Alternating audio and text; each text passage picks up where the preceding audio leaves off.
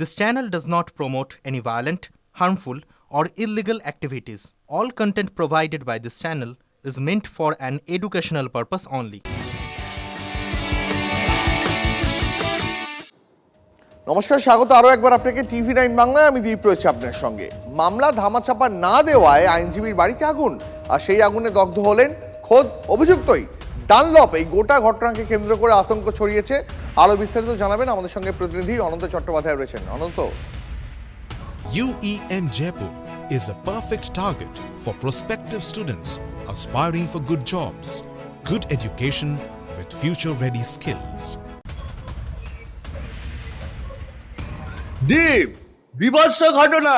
আইনজীবী মামলা করছিল, সেই মামলায় ধামাচাপার চেষ্টা, তার বাড়িতে আগুন দিয়ে পুড়িয়ে মারার চেষ্টা, তথ্য প্রমাণের লোপানোর চেষ্টা। ডানলপ, সুলালি বাজার মোড়, জনবসতি প্রচুর, এই বাজার এলাকায় এই ফ্ল্যাট, আর এই ফ্ল্যাটে দেখো এখানে এই জানলা ভেঙে এখানে আগুন ধরিয়ে দেয়, ধরিয়ে সেই আগুন ঘরের ভেতরে তছনছ। আমি যদি একটু দেখাই যে কিভাবে আগুন অগ্নিদগ্ধ হয়ে গেছে ঘরের ভেতর, দেখো পুরো পুড়ে ছাই। আইনজীবী বিক্রম সিং, তিনি পাঞ্জাবে রয়েছেন, তার বাড়িতে এই ঘটনা, তার ল্যাপটপ পুড়ে ছাই, তার ল্যাপটপ দেখছো, ল্যাপটপ পুড়ে ছাই। অনন্ত, অভিযুক্তদের এতটা সাহস হয় কি করে যে তারা আইনজীবীর বাড়িতে ঢুকে সেই বাড়িতে আগুন ধরিয়ে দিচ্ছে? দীপ, সেটাই তো তাজ্জব ব্যাপার। এখান থেকে এই ঘটনা দক্ষিণেশ্বর থানা এলাকা, এখান থেকে দক্ষিণেশ্বর থানা ঢিলছোড়া দূরত্বে, সামনে বড়নগর থানা থেকে 1 কিলোমিটার, বেলগড়িয়া থানা তার এখান থেকে ঢিলছোড়া দূরত্বে। তার মধ্যে দুষ্কৃতীরা এখানে এসে খোদ আইনজীবীর বাড়ি আগুন ধরিয়ে দিচ্ছেন। আমার সাথে আইনজীবীর ভাই রয়েছে, সেই রোমহর্ষক ঘটনা, তার কাছ থেকে একটু শুনে নি কি হয়েছিল তো বলেন। এটা খাজান সিং করে আছে পাশে বাড়িতে, যে আমরা সিসিটিভিতে পরে দেখা পড়েছে।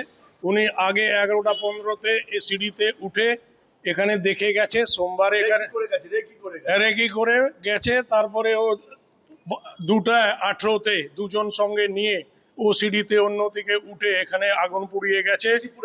সে আমাদের পুরো বেড, তারপরে আমার ভিতরে সোফা ওয়ারিং পুরো নষ্ট, এসি ব্লাস্ট হয়ে গেছে, তার দাদার ডকুমেন্টস আছে অনেকগুলো, সব নষ্ট হয়ে গেছে।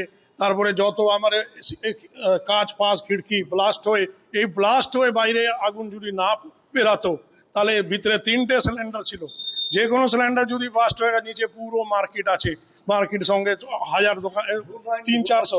ঘুম কি হবে দাদা, 2 দিন দিয়ে সেদিন দিয়ে আমি সকাল পর্যন্ত ঘুমাইনি। 6:30টার সময় আমি বাড়ি গেছি, তখন আবার কালকে সারাদিন, আজকে আবার পুরো ট্রমায় ভুগছেন। এই আতঙ্ক কিভাবে অগ্নিদগ্ধের ঘটনা আমরা দেখাচ্ছি, দেখো কিভাবে আগুনে পুড়ে ছারখার আইনজীবীর বাড়ি, খোদ ডানলপ, অর্থাৎ এখান থেকে পুরো জনবসতি এলাকা, বাজার। আমরা দেখতে পাচ্ছি এর পাশাপাশি অনন্ত দর্শকদের আমরা সেই সিসিটিভি ফুটেজও দেখাচ্ছি, যেখানে দেখতে পাওয়া যাচ্ছে কিভাবে দুষ্কৃতী রাতের অন্ধকারে আইনজীবীর বাড়িতে ঢুকে সেখানে আগুন ধরিয়ে দিচ্ছে। সেই সিসিটিভি ফুটেজও আমাদের প্রতিনিধি অনন্ত চট্টোপাধ্যায় দেখাচ্ছেন। দেখতে পাচ্ছেন সেই ছবি।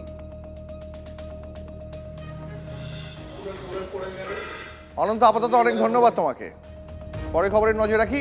হাওড়ার আমতার নতুন রাস্তায় প্লাস্টিক কারখানায় ভয়াবহ অগ্নিকাণ্ড। রাত 12টা নাগাদ আগুন লাগে। আগুন নেভানোর কাজে দমকলের 6টি ইঞ্জিন। দেখতে পাচ্ছেন সেই ছবি। হাওড়ার আমতার নতুন রাস্তায় প্লাস্টিক কারখানায় ভয়াবহ অগ্নিকাণ্ড। রাত 12টা নাগাদ আগুন লাগে। আগুন নেভানোর কাজে দমকলের 6টি ইঞ্জিন। এখনও নিয়ন্ত্রণে আসেনি প্লাস্টিক কারখানার সেই আগুন। দমকলের 6টি ইঞ্জিন গতকাল রাত থেকেই লাগাতার চেষ্টা চালাচ্ছে। অবশেষে ডোবা থেকে মিলল কাটা মুন্ডু। 15 দিন আগে উদ্ধার হয় দেহ। মঙ্গলবার মিলল হযরত লস্করের কাটা মাথাও। দত্তপুকুর হত্যাকাণ্ডে ধৃত জলিলকে নিয়ে পুনর্নির্মাণের সময় রেলগেট লাগোয়া ডোবা থেকে উদ্ধার হয় নিহতের কাটা মাথা। নৃশংস হত্যার স্বীকারোক্তি মাস্টার মাইন্ডেরও। উত্তর 24 পরগনার দত্তপুকুরে গত 3রা ফেব্রুয়ারি হযরত লস্কর নামে এক যুবকের মুন্ডহীন দেহ উদ্ধার হয়েছিল। তারপর থেকে একে একে 4 জনকে গ্রেপ্তার করা হয়। শেষমেশ ওই ঘটনার 15 দিন পর মঙ্গলবার বামনগাছি স্টেশন সংলগ্ন এক ডোবা থেকে উদ্ধার হলো হযরতের কাটা মুন্ডু। দত্তপুকুর কাণ্ডে পুলিশের টানা জেরায় আগেই খুনের কথা স্বীকার করে নিয়েছিল ধৃতরা। এরপর মঙ্গলবার সকালে ধৃতদের ঘটনাস্থলে নিয়ে এসে তদন্তকারীরা ঘটনার পুনর্নির্মাণ করেন। ধৃতেরা জানায় হযরতকে খুনের পর তার মাথাটি কেটে ঘটনাস্থল থেকে প্রায় 2 কিলোমিটার দূরের এক ডোবায় ফেলে দিয়েছিল তারা। সেই সূত্র ধরে বামনগাছি স্টেশন সংলগ্ন ওই ডোবায় তল্লাশি শুরু করে পুলিশের বিশেষ প্রশিক্ষণপ্রাপ্ত দল। এরকম যাচ্ছি, যেতে যেতে দেখুন স্যার ঠিক আমি এইভাবে ছুড়ে দিয়েছি, ঠিক এরকম জায়গা ওইরকম। স্যার আপনার একটু আমি ঘোরাবো না, এইভাবে ঢিলটা যেভাবে ছুটছি আমি ঠিক এইভাবে। শেষমেশ ওই ডোবা থেকেই নিহতের কাটা মুন্ডুটি উদ্ধার করা হয়। খুনের পর হযরতের মোবাইলটি পাশের আরেক ডোবায় ফেলে দিয়েছিল মূল অভিযুক্ত জলিলের স্ত্রী সুফিয়া খাতুন, সেটিও উদ্ধার করে পুলিশ।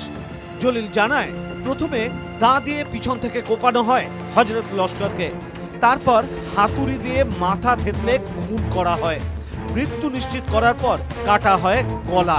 কোন ডোবায় হযরতের কাটা মুন্ডু ফেলা হয়েছে পুনর্নির্মাণের সময় পুলিশকে নিজেই দেখায় ধৃত জলিল।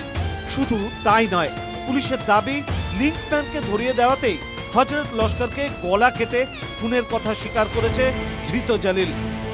এটা কি সুফিয়া আগে ছিল স্যার, পিছনে হযরত ছিল, তারপরে আমি ছিলাম স্যার।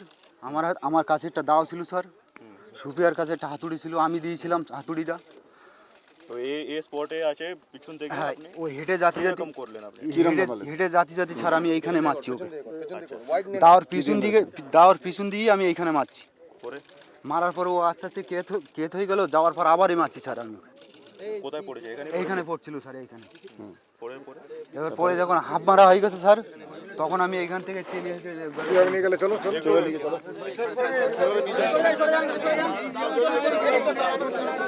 হাতুড়ি ছিল যে কথা বলছে, ঘাড়ের পেছন দিকে সুফিয়া হাতুড়ি দিয়ে মারে এবং তারপরই অজ্ঞান হয়ে যায়।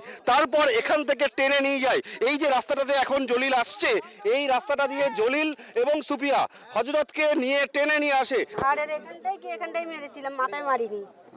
তারপরে জলিল ওই আবার মারতে মারতে টেনে নিয়ে চলে গেল ক্ষেতের পিছনে, আর আমি ওই ধারে ভয়তে গিয়ে বসেছিলাম, আমি আর কিছু করিনি। এই আপনাকে ওই মারার পরে জলিল আপনাকে কি কি দিল? ওই দাঁড় হাতুড়িটা দিল, আর মদের বোতলটা দিয়ে বললো তুমি চলে যাও, আমি পরে আসি। আর মোবাইলটা সিম খুলে দিল। মোবাইল কোথায়? মোবাইল ফেলে দিয়েছি। পর আওয়ার ইনভেস্টিগেশন দুটো জন ছিল। ও দাও দিয়ে মারলো পিছন থেকে, আবার হাতুড়ি দিয়ে সুফিয়া হেড উপরে মারলো, এরকম উনি মার্ডার করলো। মার্ডার করার পরে গলা কাটলো, আর গলা কাটার পরে এখানে ফেলে দিল। ছোট জাগুলিয়ার মালিয়াকুর বাজিতপুর এলাকার একটি ফাঁকা জমিতে মুন্ডহীন দেহ দেখতে পান কৃষকেরা। মৃতের হাতে উল্কি সূত্র ধরে যুবকের নাম পরিচয় জানা যায়। এরপর হযরত লস্করের খুনে গত 12 ফেব্রুয়ারি উত্তর ভারতের জম্মু থেকে মূল অভিযুক্ত জলিলকে গ্রেপ্তার করে বারাসাত থানার পুলিশ। সঙ্গে গ্রেপ্তার হয় জলিলের স্ত্রী সুফিয়া খাতুন, হযরতের মামাতো ভাই ওয়াবাদুল গাজী এবং গাজীর স্ত্রী পূজা দাস। ধৃতদের জেরার পর জানা গিয়েছিল হযরত, ওবায়দুল এবং জলিল এরা সকলেই পেশাদার চোর ছিল। সম্প্রতি তাদের মধ্যে নানা কারণে গোলমাল বাঁধে, তারপরই হযরতকে খুনের ছক কষে জলিল। উত্তর 24 পরগনা থেকে দীপঙ্কর দাসের রিপোর্ট, TV9 বাংলা।